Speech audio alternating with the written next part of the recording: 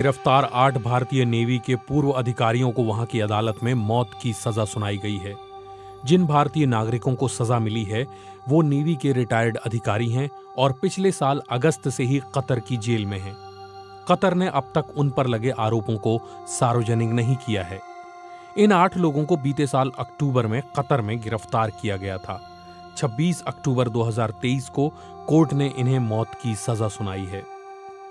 भारतीय विदेश मंत्रालय ने गुरुवार को इस मामले को दुखद बताया और कहा कि भारत सरकार इस मामले में सभी कानूनी विकल्पों की तलाश करेगी, साथ ही इसे कतर सरकार के सामने उठाएगी। दक्षिण एशिया मामलों के बीबीसी संवाददाता अनबरासन एथिराजन बताते हैं कि स्थानीय मीडिया में आ रही रिपोर्टों के अनुसार उन पर इजराइल के लिए कतर के सबमरीन कार्यक्रम की जासूसी करने का आरोप है। हालांकि अब तक कतर ने इस पर कोई टिप्पणी नहीं की है। वो बताते हैं कि न तो भारत और न ही कतर ने इन लोगों पर लगे आरोपों के बारे में जानकारी दी है।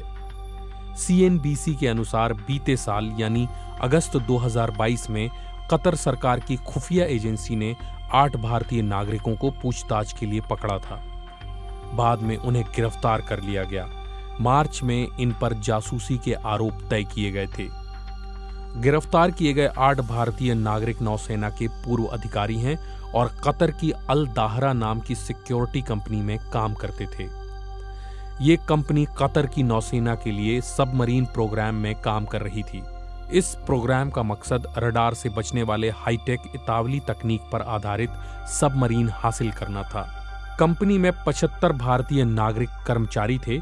इनमें से अधिकांश भारतीय नौसेना के पूर्व अधिकारी थे।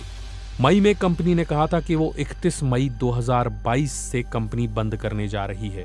मीडिया रिपोर्टों के मुताबिक कंपनी के प्रमुख खमीस अल अजामी और गिरफ्तार किए गए 8 भारतीयों के खिलाफ कुछ आरोप सामान्य हैं, जबकि कुछ खास किस्म के हैं। जासूसी के आरोप में गिरफ्तार 8 कर्मचारियों को पहले ही बर्खास्त कर दिया गया और उनके वेतन का हिसाब किताब भी कर दिया गया।